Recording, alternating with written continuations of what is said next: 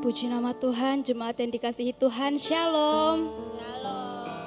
Kita bersyukur pada pagi hari ini karena kasih dan kemurahan Tuhan. Kita boleh sama-sama kembali bersekutu di dalam hadirat Tuhan. Bapa yang baik, terima kasih Tuhan. Kau adalah Allah yang luar biasa di dalam kehidupan kami Bapa. Dan pada saat pagi hari ini kami mau menyerahkan yang terbaik Tuhan. Biarlah kiranya hadirat-Mu yang memenuhi tempat ini, Roh Kudus-Mu yang bertahta di dalam hati kami, mengurapi kami, menguatkan kami, bahkan memberikan penghiburan bagi kami Tuhan. Terima kasih Yesus, terima kasih Bapa. Terpujilah nama-Mu Tuhan. Mari jemaat yang dikasihi Tuhan, kita mau undang Roh Kudus untuk hadir di tempat ini. Kami mau menyembah Engkau di dalam kekudusan-Mu Tuhan. Haleluya.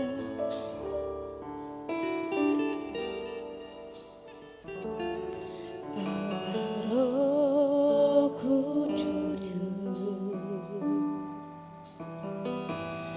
penuhi kami, kami rindu. Rindu Kau selalu dalam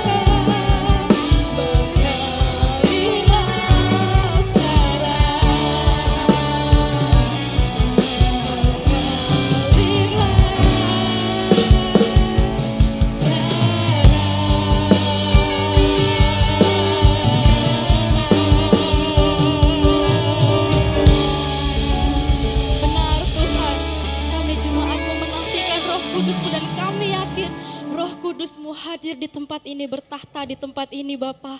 Terima kasih Bapa, terima kasih Yesus.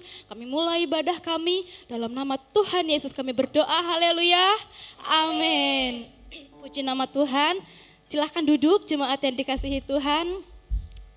Kita yang pada saat pagi hari ini merindukan kuasa Roh Kudus bisa lambaikan tangannya. Tuhan yang melihat setiap hati kita, bagaimana kita merindukan Roh Kudus. Dan pada saat hari ini kita mau bersuka cita, satukanlah roh kami ya Tuhan. Haleluya.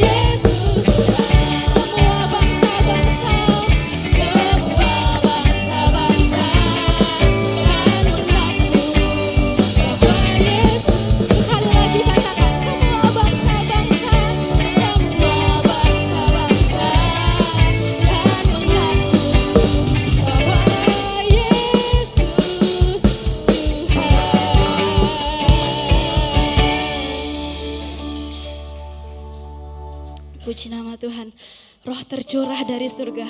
Kembali kita naikkan pujian, anggur baru tercurah, Roh Kudus tercurah di tempat ini. Jemaat bangkit berdiri, kita sama-sama bersuka cita di hadapan Tuhan. Sebab Dia telah mencurahkan Roh Kudus-Nya. Tercurah di tempat ini, urapan yang ajaib, memulihkan umat-Nya. Roh Kudus tercurah bagi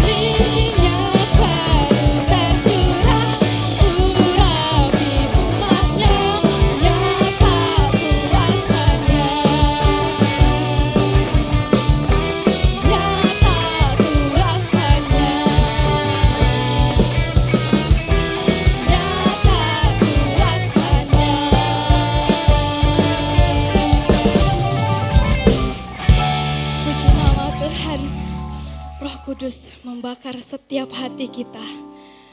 Kita mau kembali naikkan pujian, mengalir kuasa-Mu Tuhan, nyalakan api-Mu. Kami siap menerima Roh Kudus-Mu Bapa.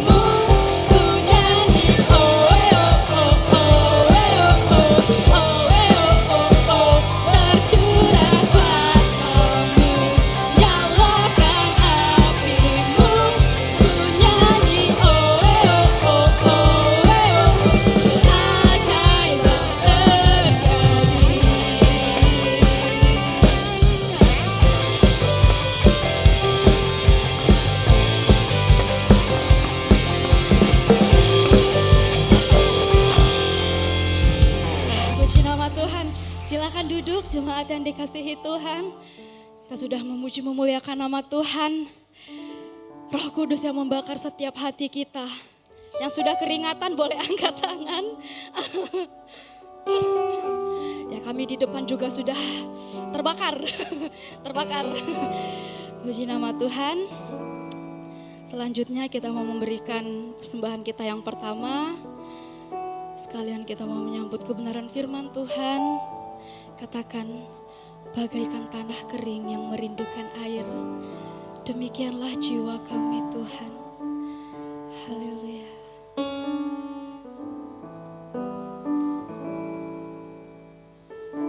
Bagaikan tanah kering yang merindukan air,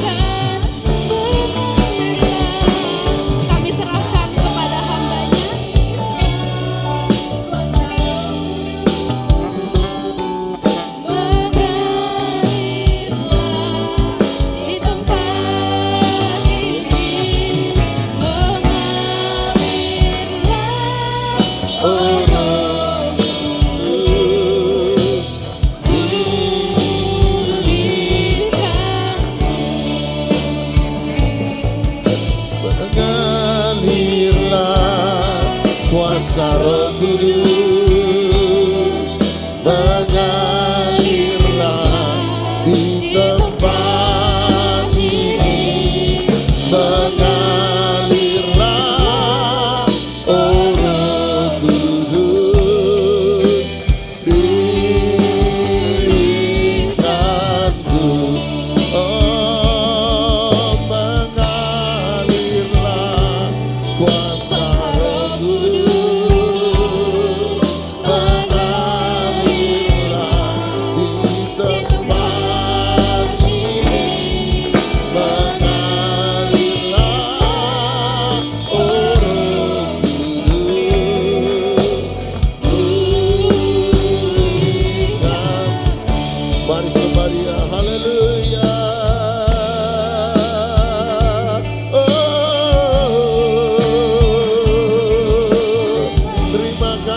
Terima kasih ya Tuhan. Haleluya. Glory bagimu.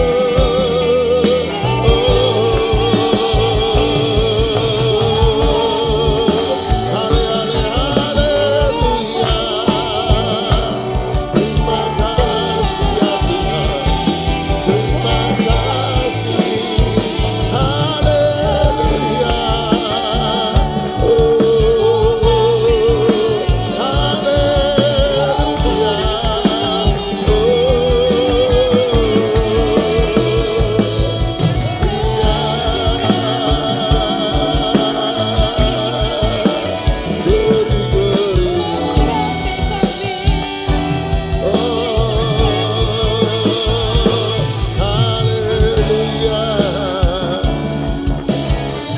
Terima kasih, terima kasih. Oh, haleluya. Bapa dalam surga, hari ini kembali lagi kami berkumpul dalam hadirat-Mu. Percaya bahwa Roh-Mu ada di tengah-tengah kami. Oleh sebab itu hamba berdoa di waktu ini, kembali lagi kami menyerahkan seluruh hidup dan kehidupan kami kepadamu. Cengkram setiap hati kami Roh Kudus. Dan biarlah kembali lagi kami dipenuhi, dibaptis oleh baptisan Roh Kudus yang mulia.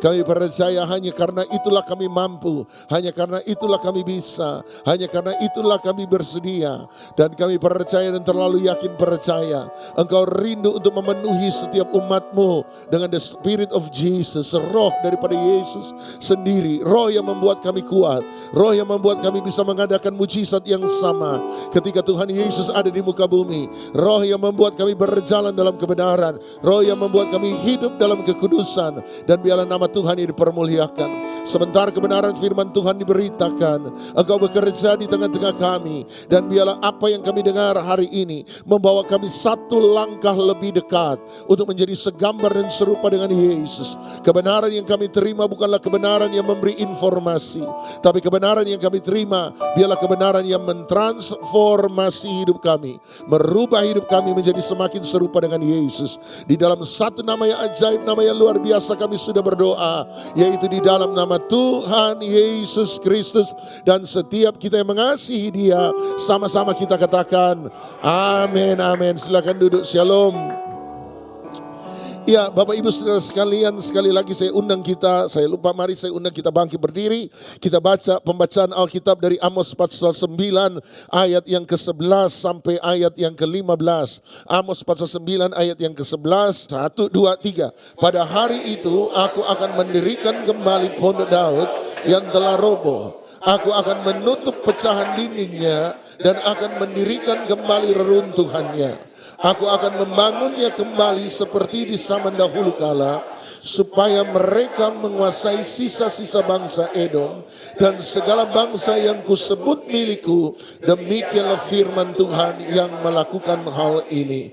Sesungguhnya waktunya akan datang, demikianlah firman Tuhan, bahwa pembajak akan tepat menyusul penuai dan pengirik buah anggur penabur benih. Gunung-gunung akan meniriskan anggur baru dan segala bukit akan kebanjiran. Ayat 14, aku akan memulihkan kembali umatku Israel. Mereka akan membangun kota-kota yang licin dan tandas dan mendiaminya. Mereka akan menanami kebun-kebun anggur dan minum anggurnya. Mereka akan membuat kebun-kebun buah-buahan dan makan buahnya. Ayat 15, maka aku akan menanam mereka di tanah mereka, dan mereka tidak akan dicabut lagi dari tanah yang telah aku berikan kepada mereka. Firman Tuhan Allahmu. Amin. Silakan duduk. Dalam Amos pasal 9 ayat 11, Amos memberitakan nubuatan bahwa satu kali Tuhan akan memulihkan yang namanya Pondok Daud. Pondok Daud adalah pondok di mana hadirat Tuhan, tabut perjanjian diletakkan dalam satu tempat, dan kemudian selama 1 kali 24 jam imam-imam yang bertugas terus menerus menaikkan pujian dan penyembahan di hadapan Tuhan. Jadi Pondok Daud bicara tentang pemulihan Pondok Daud, bicara tentang pemulihan hadirat Tuhan, pemulihan pujian dan penyembahan yang sejati di dalam rumah Tuhan. Sama-sama bilang penyembahan yang sejati. Kenapa ini penting? Sebab Amos 9 ayat 12 dan 13 berkata, apabila terjadi pemulihan Pondok Daud, penyembahan yang sejati dalam rumah Tuhan, maka nomor 1 ayat 12 dan 13 berkata, ada pertobatan jiwa-jiwa. Orang-orang yang belum percaya akan menjadi percaya. Makanya di ayat 13 tadi dia berkata bahwa pembajak akan tepat menyusul penuai. Jadi Anda lihat ada keselamatan orang-orang yang belum percaya. Sama-sama bilang keselamatan orang belum percaya. Jadi Anda lihat akan ada pertobatan jiwa-jiwa. Yang rindu lihat pertobatan jiwa-jiwa, katakan amin. Cuma 5 orang yang bilang amin, kayaknya enggak semangat gitu ya. Yang rindu pertobatan jiwa-jiwa, katakan amin. Amin. Iya, kalau pertobatan jiwa-jiwa terjadi tempat ini penuh, Anda mulai tambah panas gitu ya. Parkir tambah susah. Kursi yang biasa Anda duduki akan diserobot oleh orang baru. Tetapi memang ketika itu terjadi kita akan melihat pertuaian jiwa-jiwa. Yang kedua, ayat 14 dan 15, terutama ayat 14 dia berkata, aku akan memulihkan bangsa Israel. Aku akan memulihkan orang yang sudah percaya. Jadi ada 2 hal terjadi. Nomor 1, keselamatan orang yang belum percaya. Dan nomor 2, pemulihan dari orang percaya. Ekonomi Anda dipulihkan, kesehatan Anda dipulihkan, pekerjaan Anda dipulihkan, hidup masa depan Anda dipulihkan. Amin. 5 orang yang bilang amin, yang lain ampunilah mereka ya Tuhan. Dan itu sebabnya perlu gereja untuk mengembalikan yang namanya pemulihan Pondok Daud. Nah, Pondok Daud adalah suatu penyembahan. Penyembahan yang dibangun di atas dasar sebuah hubungan. Sama-sama bilang hubungan. Sebab Daud disebut Tuhan, Tuhan menyebut Daud sebagai orang yang berkenan di apa? Daud adalah orang yang berkenan di hatiku, kata Tuhan. Anda lihat dia tidak bicara tentang orang yang berkenan di pikiranku, tapi dia berkata orang yang berkenan di hatiku. Bahasa Inggris saya suka, a man after my own heart, orang yang mengejar hati Tuhan. Jadi penyembahan Daud adalah penyembahan yang dibangun di atas dasar sebuah hubungan. Dan hubungan akan membawa kita kepada pengenalan. Sama-sama bilang pengenalan. Sama-sama bilang pewahyuan. Anda lihat penyembahan Daud ada penyembahan yang dibangun di atas dasar hubungan.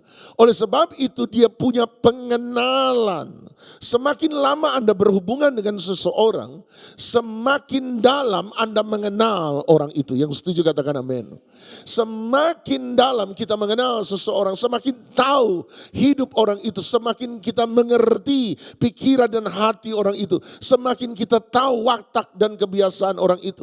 Itu yang terjadi dengan Daud. Daud menjadi mengenal, Daud menjadi tahu, Daud menjadi punya pewahyuan tentang siapa Yesus Tuhan yang dia sembah. Nah, mari saya tunjukkan pada Anda, bahkan dari 7 perkataan salib yang akan diucapkan Tuhan Yesus 1000 tahun setelah Daud mati, itu 3 diantaranya, ada yang bilang 4, Ada yang kasih saya 4, ayat yang keempat. Ada yang bilang 5. Tetapi ada 3 yang diantaranya ditulis oleh Daud sendiri. Bayangkan dari 7 perkataan salib Tuhan Yesus yang akan hidup 1000 tahun setelah Daud mati. Daud yang menubuatkan itu semua. Saking mengenalnya dia akan Tuhan yang dia sembah. Saya beri contoh. Mazmur 22 ayat 2. Mazmur 22 ayat yang kedua. Mazmur 22 ayat yang kedua. Mazmur 22 ayat kedua, dia berkata, Allahku, Allahku, apa? Mengapa engkau apa? Meninggalkan aku. Aku berseru tetapi engkau tetap jauh dan tidak menolong aku. Daud berkata 1000 tahun dari kehidupanku sekarang. 1000 tahun setelah aku mati. Mesias itu akan datang. Dan Mesias itu akan mengucapkan kalimat ini. Allahku, Allahku, mengapa engkau meninggalkan aku. Anda lihat luar biasanya. Anda lihat sekarang Mazmur pasal yang Mazmur 69 ayat yang ke-22. Mazmur 69 ayat 22. Hari ini banyak baca ayat. Jadi sabar dengan saya, sebab hari ini kalau Anda absen saat teduh selama 1 minggu, hari ini lunas. Oke, Mazmur 69 ayat 22. Bahkan mereka memberi aku makan racun sama-sama, 1, 2, 3. Dan pada waktu aku haus, mereka memberi aku minum anggur asam. Daud berkata 1000 tahun setelah kematianku, Mesias akan datang dan dia akan berkata, aku haus, dan mereka akan memberi dia minum anggur asam. Lihat Mazmur 31 ayat yang ke-6 sama-sama 1, 2, 3. Ke dalam tangan-Mu lah kuserahkan nyawaku. Engkau membebaskan aku ya Tuhan Allah yang setia. Daud berkata 1000 tahun setelah aku mati, maka Mesias akan datang dan dia akan mengatakan kalimat ini. Dia berkata apa? Bahwa dia akan mengatakan ke dalam tangan-Mu lah kuserahkan nyawaku. Anda lihat itu yang dinubuatkan oleh Daud. Mazmur 22 ayat yang ke-32. Mazmur 22 ayat 32. Mazmur 22 ayat 32. Ada yang beri saya ini. Mazmur 22 32. Mereka akan memberitakan keadilannya kepada bangsa yang akan lahir nantinya. Sama-sama 1, 2, 3. Sebab dia telah melakukannya. Kalimat dia telah melakukannya, bahasa aslinya berarti dia telah menyelesaikannya. Jadi dia berkata 1000 tahun dari sekarang setelah aku mati, Mesias datang dan dia akan berkata telah selesai. Sama-sama bilang sudah selesai.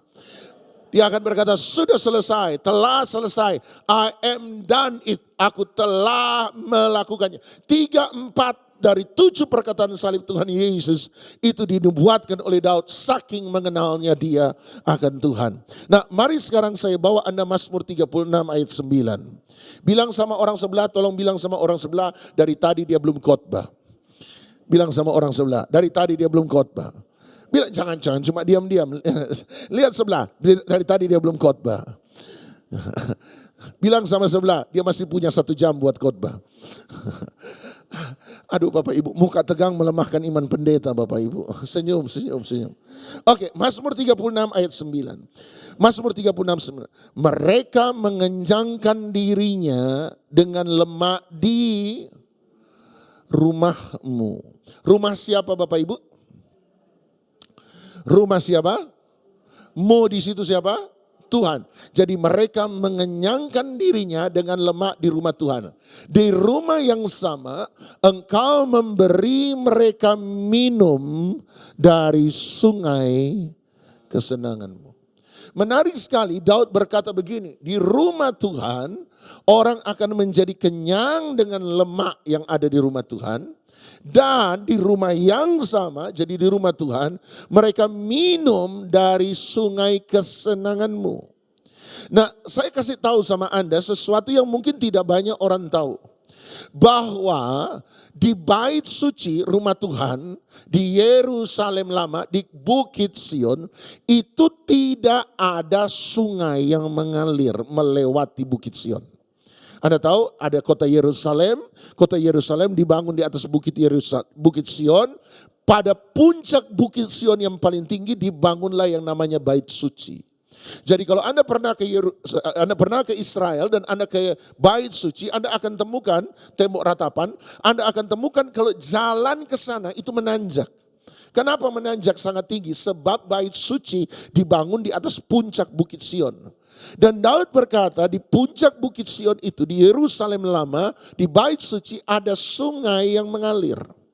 Saya beritahu sama Anda bahwa secara geografis tidak ada sungai yang mengalir di Bait Suci. Tidak ada. Tidak ada sungai yang mengalir di Yerusalem. Tidak ada. Secara geografis tidak ada sungai yang mengalir di sana. Tapi Daud berkata di rumahmu, di rumah yang sama, itu ada sungai yang membuat orang minum daripadanya. Tetapi secara geografis tidak ada sungai yang melewati Bukit Sion, tidak ada sungai yang melewati Bait Suci, tidak ada sungai yang melewati Yerusalem lama. Nah, anehnya ada satu nabi yang berkata Daud benar, namanya Yehezkiel. Anda lihat Yehezkiel 47 ayat yang pertama. Yehezkiel bilang begini, Yehezkiel 47 ayat 1 dia bilang, kemudian dia membawa aku kembali ke pintu Bait Suci dan apa? Sungguh, jadi benar. Dia bilang ini benar, sungguh ada apa? Air keluar dari bawah ambang pintu Bait Suci itu dan mengalir menuju timur. Dia bilang benar. Daud itu benar. Bahwa sungguh ini nyata, ini benar-benar ada. Itu yang dia mau bilang. Bahwa ada sungai yang mengalir melewati ambang pintu Bait Suci. Jadi Yehezkiel berkata, Daud benar. Aku melihat ada sungai yang melewati Bait Suci. Tapi saya beritahu sama Anda bahwa tidak ada sungai sampai hari ini secara geografis, tidak ada sungai yang melewati Bait Suci, tidak ada sungai yang mengalir melewati Bukit Sion, tidak ada sungai yang mengalir melewati kota Yerusalem lama, tidak ada. Tapi Daud dan Yehezkiel berkata itu ada. Bahkan Daud berkata saya tahu namanya. Kembali ke Mazmur 36 ayat 9. Daud berkata bahkan aku tahu nama sungai itu. Lihat Mazmur 36 ayat 9. Mereka mengenyangkan dirinya dengan lemak di rumahmu. Sama-sama 1, 2, 3. Engkau memberi mereka minum dari sungai kesenanganmu. Dia berkata nama sungai itu adalah sungai kesenanganmu. Bahasa aslinya kalau Anda baca kata kesenangan, pleasure dalam bahasa Inggris. Kalau Anda temukan kata pleasure dalam Alkitab bahasa Inggris Perjanjian Lama, kemungkinan besar diterjemahkan dengan kata ini. Edina. Edina, sama-sama bilang Edina. Edina itu berasal dari kata Eden. Daud berkata ada sungai yang melewati Bait Suci namanya Sungai Eden. Nah, saya kasih tunjuk supaya Anda bilang Pak Doni tidak sembarang saja menafsirkan. Lihat Mazmur 46 ayat 1 sampai 5. Sabar dengan saya. Sabar, kita akan banyak baca ayat hari ini. Setuju ya? Amin. Mas, hari ini kok lemas, Pantekosta kok lemas.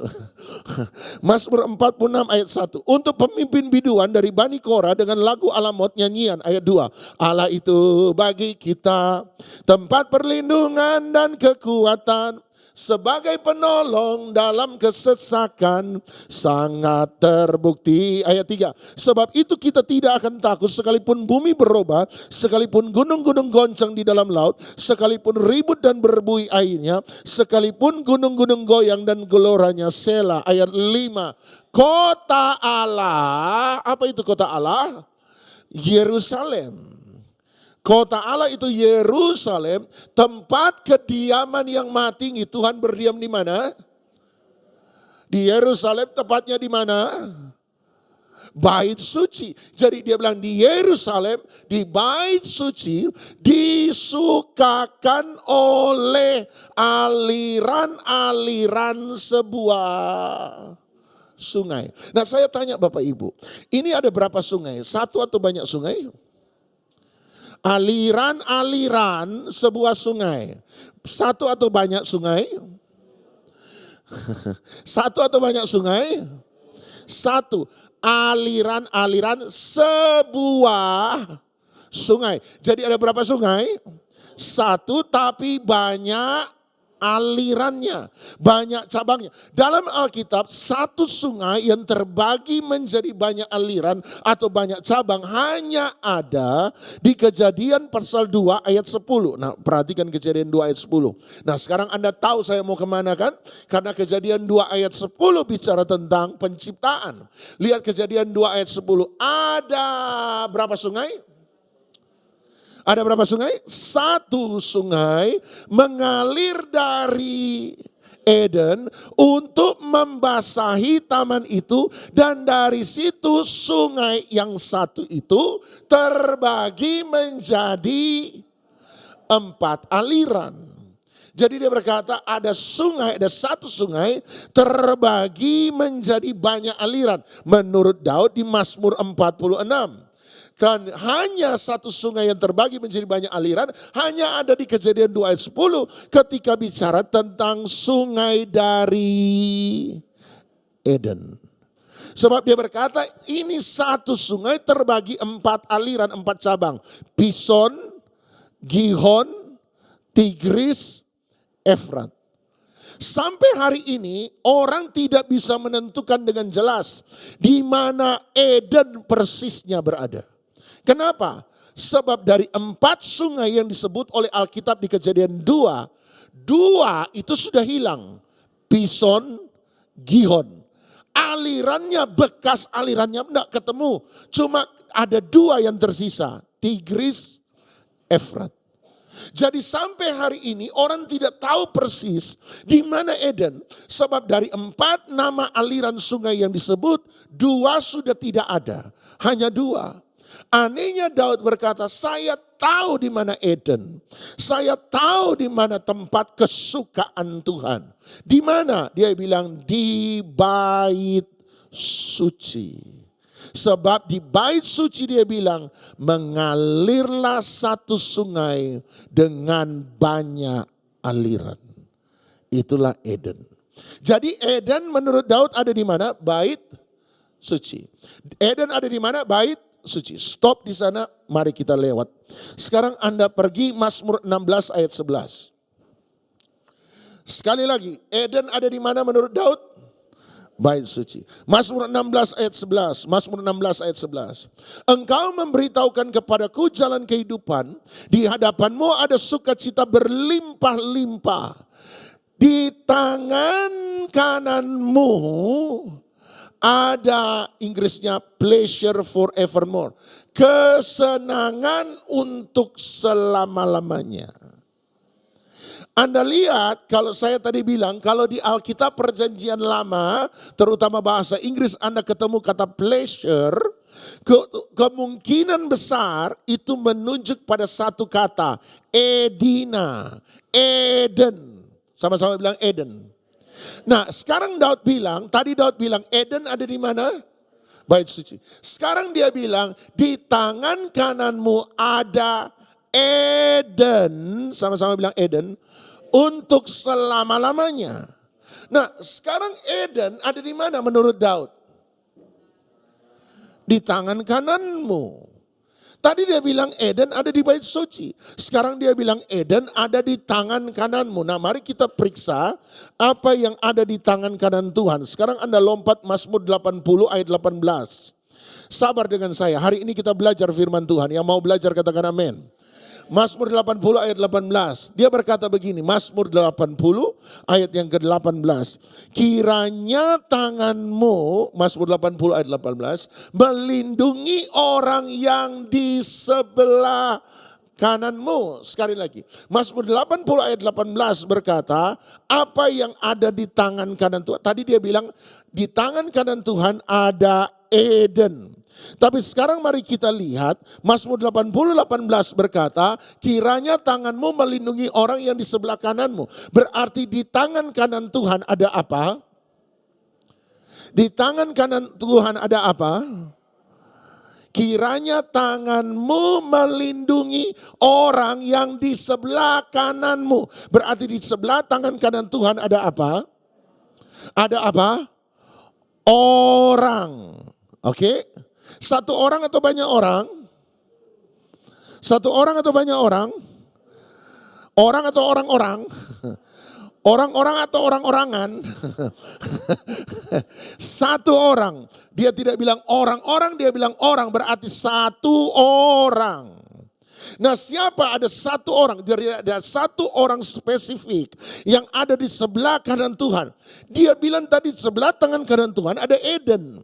Tiba-tiba dia berkata sekarang di sebelah tangan kanan Tuhan ada satu orang. Siapa satu orang yang ada di sebelah tangan kanan Tuhan? Secara spesifik siapa? Nah, Anda jangan langsung lompat, perhatikan orang yang ada di sebelah tangan kanan Tuhan adalah orang yang disebut anak manusia.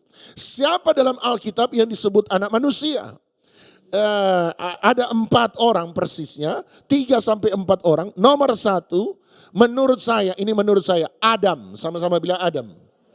Nomor 2, Yehezkiel.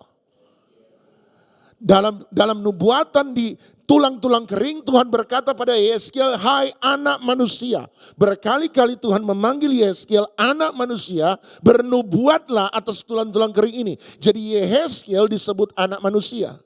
Yang ketiga yang disebut anak manusia dalam Alkitab adalah Daniel. Sama-sama bilang Daniel. Yang keempat yang disebut anak manusia dalam Alkitab adalah Tuhan kita Yesus Kristus. Jadi ada 4 kemungkinan orang, satu orang yang di sebelah tangan kanan Tuhan yang disebut anak manusia. Ada 4 kemungkinan. Bisa Adam, bisa Yehezkiel, bisa Daniel, bisa Yesus. Dari mana ada 4 orang ini yang benar? Perhatikan. Oh Tuhan Yesus, tunggu dulu, jangan langsung lompat Tuhan Yesus. Perhatikan, anak manusia yang telah kau teguhkan bagi dirimu sendiri. Kata kau teguhkan bagi dirimu sendiri bisa berarti yang kau tinggikan, atau bisa berarti yang kau bangkitkan. Nah, sekarang saya tanya, siapa dari 4 orang yang disebut anak manusia dalam Alkitab yang pernah dibangkitkan dari antara orang mati? Apakah Adam pernah mati dan dibangkitkan dari antara orang mati? Tidak pernah. Apakah Yehezkiel pernah mati dan dibangkitkan dari antara orang mati? Tidak pernah. Apakah Daniel pernah mati dan dibangkitkan dari antara orang mati? Tidak pernah. Apakah Yesus pernah mati dan dibangkitkan dari antara orang mati? Iya, berarti satu-satunya orang yang ada di sebelah tangan kanan Tuhan yang pernah naik tinggi, naik ke sorga dan bangkit dari antara orang mati hanyalah Yesus. Apa ini benar atau tidak? Nah, mari sekarang Anda periksa Kisah Rasul pasal 7 ayat 55 sampai 56. Kisah Rasul 7 ayat 55 sampai 56. Tetapi Stefanus yang penuh dengan Roh Kudus menatap ke langit lalu melihat kemuliaan Allah dan sama-sama 1 2 3 Yesus berdiri di sebelah kanan Allah. Mazmur 80 ayat yang berikutnya 56. Lalu katanya, sungguh aku melihat langit terbuka dan anak manusia berdiri di. Jadi siapa anak manusia? Satu anak manusia yang berdiri di sebelah kanan Allah Bapa. Siapa? Yang pernah dibangkitkan dari antara orang mati, naik dan ditinggikan. Namanya adalah Yesus. Sekarang Anda lihat Roma pasal 8. Roma 8 ayat 33 sampai 34. Roma pasal 8 ayat 33 sampai 34. Siapakah yang akan menggugat orang-orang pilihan Allah? Allah yang telah membenarkan mereka. Siapakah yang akan menghukum mereka? Kristus Yesuskah yang telah mati, bahkan lebih lagi yang telah bangkit, yang juga duduk di sebelah kanan Allah yang malah menjadi pembela. Jadi siapa anak manusia yang bangkit dan duduk di sebelah kanan Allah Bapa? Siapa? Yesus menurut Paulus. Menurut Stefanus itu Yesus, menurut Paulus itu Yesus. Lihat Ibrani 1 ayat 3 sampai ayat yang keempat. Ibrani pasal 1 ayat 3. Dia adalah cahaya kemuliaan Allah, bicara soal Yesus. Dan gambar wujud Allah yang menopang segala yang ada dengan firman-Nya, yang penuh dengan kekuasaan. Dan setelah dia selesai mengadakan penyucian dosa, dia, Mazmur 80 lagi, duduk di sebelah kanan yang maha besar, di tempat yang tinggi, jauh lebih tinggi daripada malaikat-malaikat, sama seperti nama yang dikaruniakan kepadanya, jauh lebih indah daripada nama mereka. Siapa yang duduk di sebelah kanan Allah? Yesus. 1 Petrus 3 ayat 21 sampai 22. 1 Petrus 3 ayat 21 sampai 22. Juga kamu sekarang diselamatkan oleh kiasannya, yaitu baptisan. Maksudnya bukan untuk membersihkan kenajisan jasmani, melainkan untuk memohonkan hati nurani yang baik kepada Allah. Oleh kebangkitan Yesus Kristus, dia yang dibangkitkan, diteguhkan menurut Mazmur 80 ayat 19. Yang duduk di sebelah kanan Allah setelah dia naik ke sorga, sesudah segala malaikat kuasa dan kekuatan ditaklukkan kepadanya. Stefanus bilang, siapa di sebelah kanan Allah? Yesus. Paulus berkata, siapa di sebelah kanan Allah? Yesus. Petrus berkata, siapa di sebelah kanan Allah? Yesus. Ibrani berkata, siapa di sebelah kanan Allah? Yesus. Sekarang Markus 14 ayat 61 sampai 62. Markus 14 ayat 61. Tetapi Yesus tetap diam dan tidak menjawab apa-apa. Dan imam besar itu bertanya kepadanya sekali lagi, katanya, apakah engkau Mesias, anak dari yang terpuji? Jawab Yesus, apa? Akulah dia. Bahasa Yunaninya ego eimi. Ego eimi. Sama-sama bilang ego eimi. Ego eimi berarti aku adalah.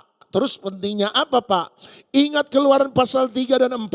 Ketika Musa berjumpa dengan Tuhan di semak belukar bernyala-nyala. Tuhan berkata, Musa berkata, Tuhan nyatakanlah kepadaku siapakah namamu, supaya aku bisa memberitahukan kepada orang Israel nama Allah yang memerintahkan aku kepada mereka, mengutus aku kepada mereka. Dan Tuhan yang berbicara dari api, Tuhan yang berbicara dari semak belukar bernyala-nyala berkata, namaku adalah, aku adalah aku adalah aku. Bahasa Ibraninya eheye asher eheye. Bahasa Yunaninya ego eimi ego. Jadi setiap kali Anda temukan di Injil, Tuhan Yesus berkata, aku adalah aku adalah dia, ego eimi ego. Dia sementara menunjuk pada Keluaran pasal 3.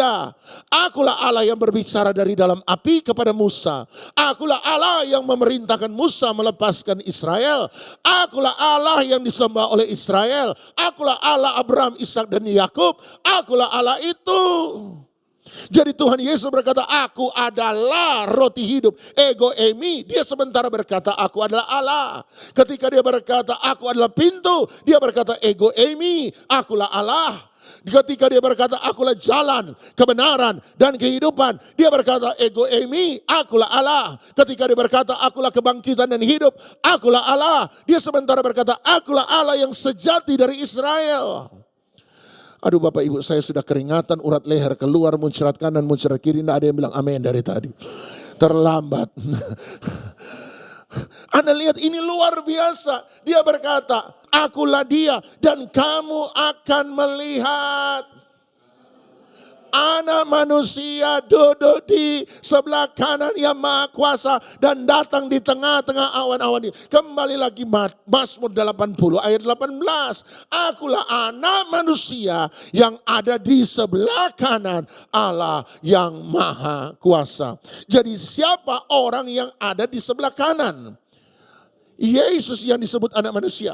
Nah kembali, Daud berkata Eden ada di bait suci. Tapi Daud juga berkata, Eden ada di dalam satu pribadi yang di sebelah kanan Allah, yang disebut anak manusia, yang dibangkitkan dan dinaikkan ke surga, ditinggikan lebih daripada segala sesuatu. Jadi Eden tepatnya ada di mana Bapak Ibu? Di bait suci atau di dalam pribadi Yesus? Jawabannya dua-duanya benar. Bagaimana bisa dua-duanya benar? Sebab Yesuslah bait suci yang sejati itu.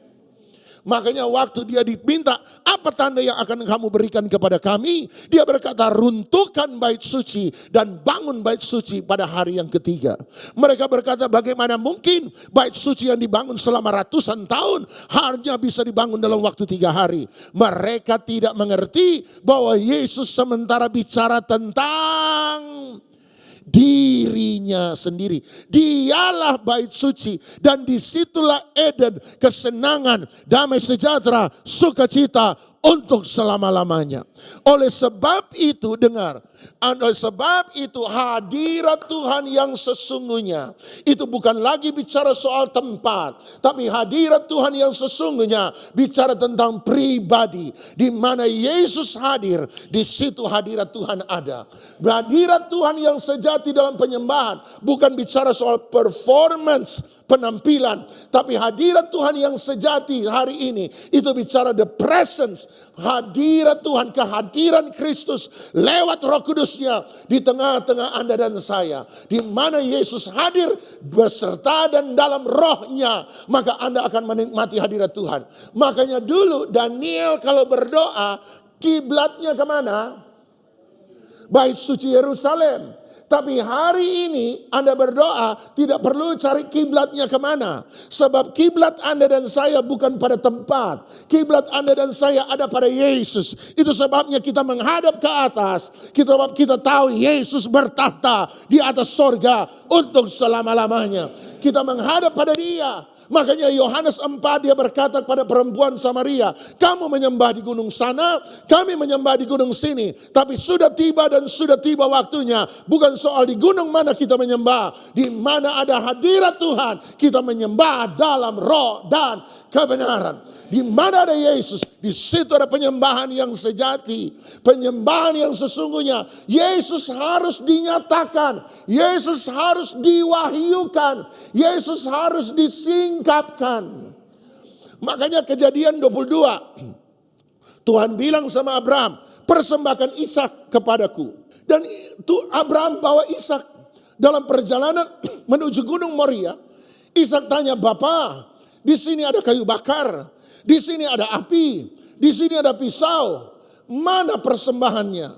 Abraham dengan iman berkata, Allah akan menyediakan anak domba bagi dirinya sendiri. Tapi singkat cerita, kita tahu bahwa Ishak yang diikat oleh Abraham. Dalam peristiwa yang krusial itu, ketika Abraham ambil pisau hendak menusuk Ishak, Tuhan bilang jangan, bukan dia. Abraham tanya, terus siapa? Tuhan bilang, lihat sebelahmu. Dia lihat di sebelah ada kambing domba, ada domba jantan yang tersangkut di semak belukar. Saya percaya itu domba dari tadi sudah di situ. Setuju? Menurut saya itu domba sudah dari tadi di situ. Tapi kenapa Abraham tidak lihat? Sebab tidak diwahyukan. Sebab Tuhan tidak menyingkapkan. Selama Tuhan tidak menyingkapkan, Abraham tidak punya persembahan untuk dipersembahkan. Saya percaya satu hal. Selama Yesus sebagai anak domba Allah yang disembeli dan bangkit dari antara orang mati tidak pernah dibukakan, maka langit sorga sekalipun tidak punya penyembahan yang sempurna. Wahyu pasal 4 bicara tentang penyembahan kepada Allah Bapa. Tapi Wahyu pasal 5, Anda lihat Wahyu 5 ayat yang Wahyu 5 ayat 12 sampai 14. Itu penyembahan kepada anak domba Allah yang telah disembelih. Antara Wahyu 4 dan Wahyu 5 ada satu perbedaan utama. Dalam Wahyu 4 tidak ada kata amin yang menutup di sana. Hanya di Wahyu 5 lah ada kata amin. Artinya selama anak domba Allah, Yesus anak domba Allah, tidak pernah disingkapkan, maka belum ada penyembahan yang sejati di sorga. Bukan berarti di sorga tidak ada penyembahan. Tapi penyembahan paling utama itu ada sampai setelah Yesus anak domba Allah disembelih, dibangkitkan dari antara orang mati, duduk dan naik di sorga, memerintah untuk selama-lamanya. Disitulah penyembahan yang sejati. Lihat Wahyu 5 ayat 12 supaya Anda ngerti. Katanya dengan suara nyaring, ini satu suara pewahyuan. Sama-sama bilang pewahyuan. Dia membukakan suara pewahyuan. Apa yang diwahyukan, apa yang dibukakan? Anak domba yang disembelih itu sama-sama layak untuk menerima kuasa dan kekayaan dan hikmat dan kekuatan dan hormat dan kemuliaan dan puji-pujian. Kemudian dia berkata, dan aku mendengar semua makhluk yang ada di langit, yang ada di bumi, yang ada di bawah bumi, dan yang ada di lautan, kemudian berkata bagi dia mengulang apa yang ayat 12 katakan. Sebab tanpa ayat 12 tidak ada ayat 13. Ayat 12 pewahyuannya, ayat 13 kenyataannya. Bagi dia yang duduk di atas tahta dan bagi anak domba adalah puji-pujian dan hormat dan kemuliaan dan kuasa sampai selama-lamanya. Perhatikan ayat 14. Baru dia tutup dengan ini. Dan keempat makhluk yang ada di hadirat Tuhan berkata. Anda lihat Wahyu 4 tidak ada kata amin. Sebab penyembahan pada ayat Wahyu 4 belum selesai. Harus sampai pada penyembahan di Wahyu pasal 5. Anak domba Allah itu disingkapkan. Dan tua-tua 4 makhluk itu berkata amin. Dan ke-24 tua-tua yang mengenakan mahkota. Yang tadinya melemparkan mahkota. Sekarang tersungkur. Dan tidak ada penyembahan yang sejati sampai Yesus Kristus anak domba Allah disingkapkan bagi segala makhluk. Penyembahan, dengar, Anda boleh menyembah dengan lagu, bawa masalah Anda, bawa persoalan Anda, bawa agenda Anda, bawa kesusahan Anda. Berkali-kali kau menolong, berkali-kali kau kuatkan. Saya suka lagu itu. Dan Anda nyanyi meneteskan air mata. Atau Anda nyanyi, walaupun gunung itu tak berpindah. Makanya nak pindah-pindah itu gunung. Anda nangis meneteskan air mata, boleh, tidak ada yang salah dengan itu. Tapi itu penyembahan yang lemah. Penyembahan yang kuat, penyembahan yang sejati. Bukan berdasarkan persoalan saya, bukan berdasarkan masalah saya, bukan berdasarkan keinginan saya. Tapi Anda menyembah berdasarkan pewahyuan bahwa Yesus Kristus anak domba Allah telah ditinggikan untuk selama-lamanya. Dia yang telah mati dan menang atas dosa, berarti Anda dan saya pun telah menang atas dosa. Bahkan dia berkata kita dijadikan lebih daripada pemenang. Karena dia hidup berarti dia telah mengalahkan maut. Berarti Anda dan saya yang hidup bersama-sama dengan Yesus, kita pun telah mengalahkan maut. Kalau Yesus hidup dan karena dia hidup, segala penyakit telah disembuhkan. Oleh karena bilur-bilur Yesus, saya percaya segala penyakit telah disembuhkan oleh karena bilur-bilur Yesus. Kalau Yesus menang, saya menang bersama dengan Yesus. Yesus memerintah, saya memerintah bersama-sama dengan Yesus. Yesus telah membawa keselamatan, saya telah selamat karena Yesus. Jadi Anda menyembah karena Yesus. Yesus, Yesus, Yesus, Yesus, Yesus, Yesus, Yesus, Yesus. Roh Kudus turun bukan untuk memberitahukan tentang dirinya. Roh Kudus turun di hari Pentakosta. Khotbah Petrus, Kisah Rasul 2, Kisah Rasul 3, Kisah Rasul 4 adalah khotbah tentang satu pribadi dan bukan Roh Kudus, tapi tentang Yesus. Sebab dialah puncak pewahyuan dan kepada dialah penyembahan kita menjadi sempurna. Yesus yang telah mati, Yesus yang telah bangkit, Yesus yang telah menang, Yesus yang telah hidup, Yesus yang telah mulia, Yesus yang berjaya, Yesus yang kekal, Yesus yang hebat, Yesus yang perkasa, Yesus yang luar biasa. Tidak ada yang bilang amin dari tadi. Yesus dan hanya Yesus. Mari kita bangkit berdiri sama-sama. Di hari ini Yesus dimuliakan.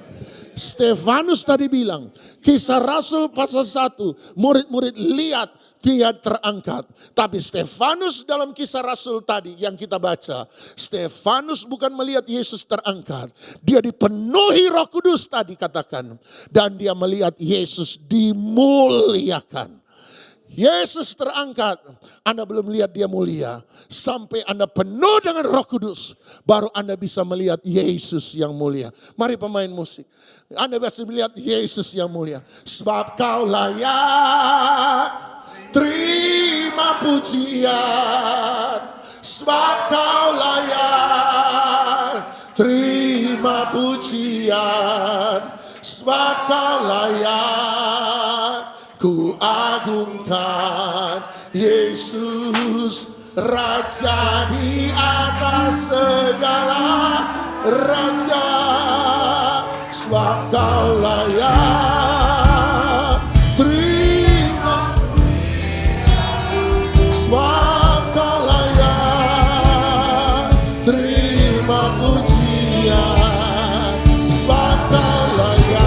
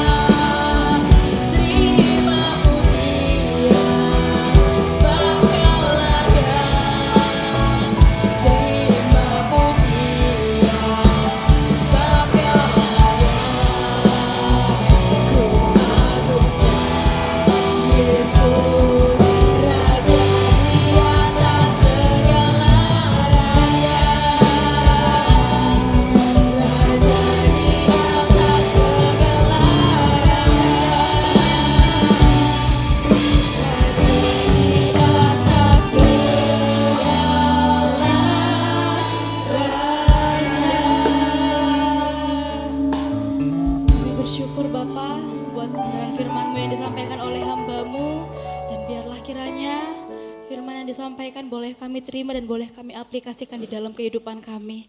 Terima kasih Tuhan Yesus, kami mengucap syukur dan berdoa, haleluya, amin. Amin, puji Tuhan. Saudara, pagi hari ini hari Pentakosta, hari ke-50 setelah kebangkitan Tuhan Yesus. Hari ini adalah hari pencurahan Roh Kudus, dan firman Tuhan pagi hari ini juga memberitakan kepada kita di dalam pribadi Tuhan Yesus, puncak dari segala penyembahan kita. Biarlah melalui firman Tuhan ini iman roh kita dikuatkan. Kita bukan cuma menerima firman Tuhan tentang berkat dan berkat tentang kebaikan-kebaikan Tuhan, tetapi kita menerima firman bagaimana kita membangun iman kita, bagaimana kita membentuk penyembahan kita sebagai satu penyembahan yang benar. Amin, saudara. Puji Tuhan, gereja berterima kasih kepada Bapak Pendeta Doni Tatimu yang memberikan waktunya untuk melayani firman Tuhan di tempat ini. Sungguhnya saudara, biar di dalam ibadah kita setiap hari Minggu kita bisa datang, kita bisa memiliki satu kesetiaan yang baik, dan kita bisa menerima firman-firman Tuhan untuk membangun iman rohani kita. Saya sampaikan satu pengumuman yang saya sampaikan pagi hari ini. Saudara, hari ini kedua mahasiswi magang yang selama ini membantu pelayanan kita, Saudari Anissa dan Saudari Sela, pelayanan terakhir di tempat kita. Saudara, Anissa sudah hampir 2 tahun dan Sela 6 bulan ya melayani kita. Gereja sangat berterima kasih atas support mereka, pelayanan di dalam ibadah youth, di dalam ibadah umum. Saudara, sebelum kita sama-sama mengucapkan terima kasih, saya berikan kesempatan kepada Anissa dan Sela untuk menyampaikan sepatah dua kata. Ya, puji nama Tuhan. Shalom jemaat yang dikasihi Tuhan. Ya, tidak terasa dan puji Tuhan kami bisa menyelesaikan pelayanan di tempat ini sebagaimana yang ditugaskan dari kampus.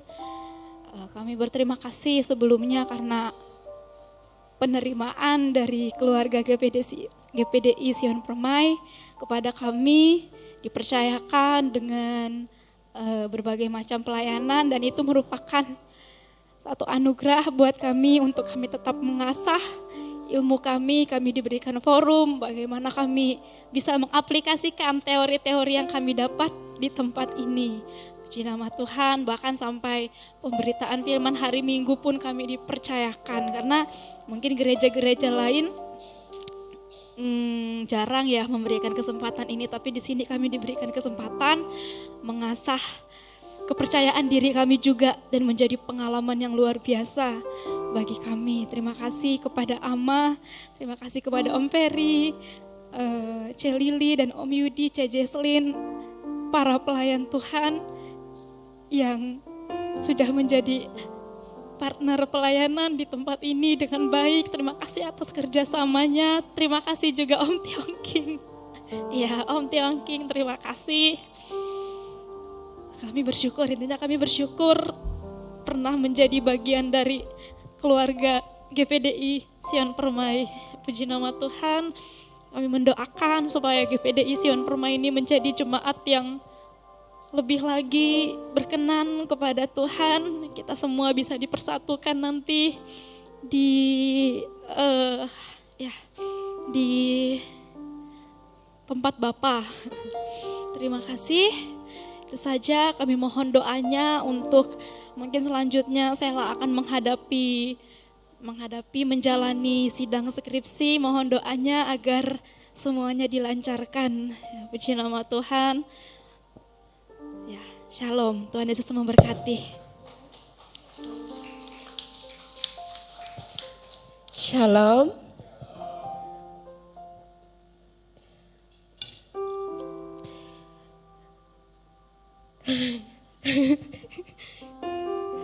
Aku kalau lihat bunga jemaat,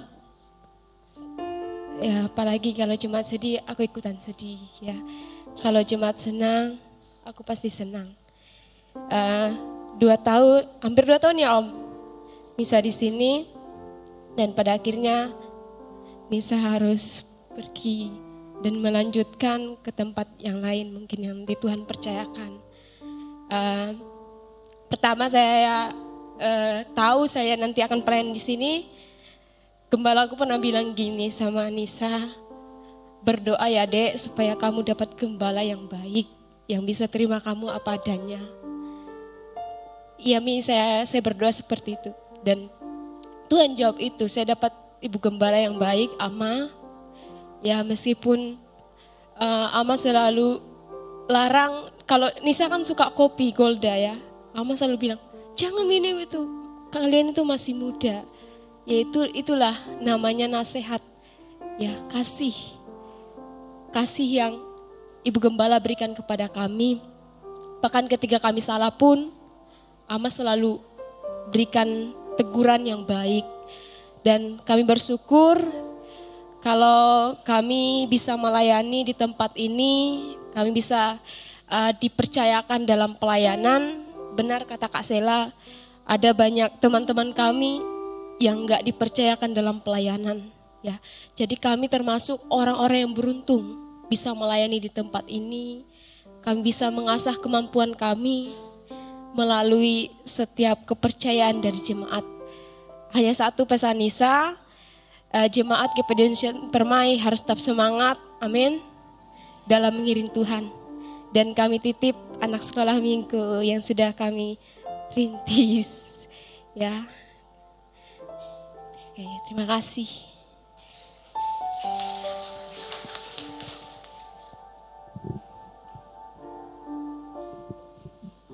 Puji Tuhan, saudara. Kedua saudari ini memang sebentar tidak bersama dengan kita. Tapi mereka akan menempuh karir masa depan mereka. Sela akan maju sidang skripsi dan akan lulus dan siap sebagai hamba Tuhan yang matang. Kita doakan kedua saudari ini, mereka dipakai Tuhan bagi kemuliaan namanya. Kita berdoa bagi kedua saudari ini, mereka menjadi hamba-hamba Tuhan yang luar biasa. Amin. Dan sebagai ucapan terima kasih, gereja memberikan sedikit tanda mata yang akan diberikan oleh Ibu Gembala. Mungkin bisa turun sebentar.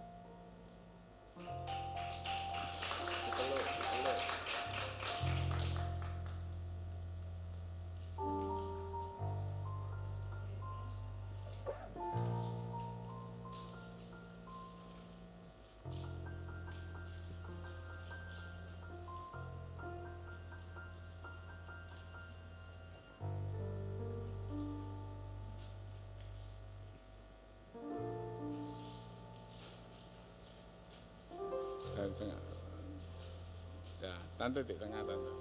Tante di tengah. Tante di tengah. Enggak.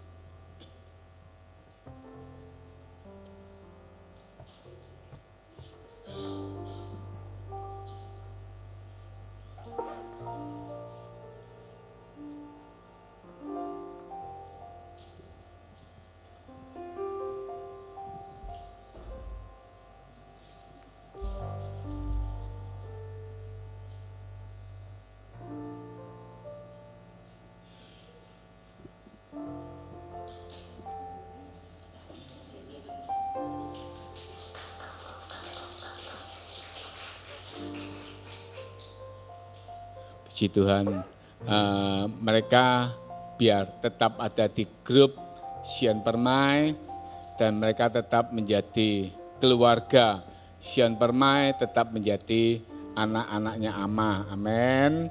Ya, jadi biar mereka tetap kita bersaudara melalui grup WA Sion Permai dan mungkin saya nggak tahu bulan apa kita akan disupport oleh murid STT yang lain.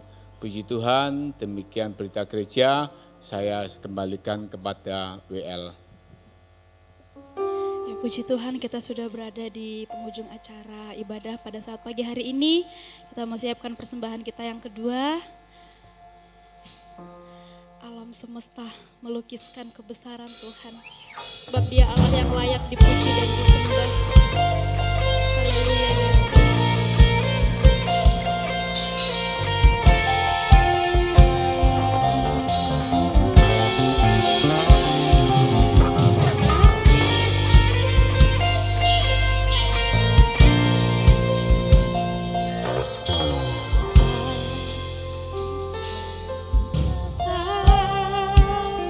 Melukiskan kebesaran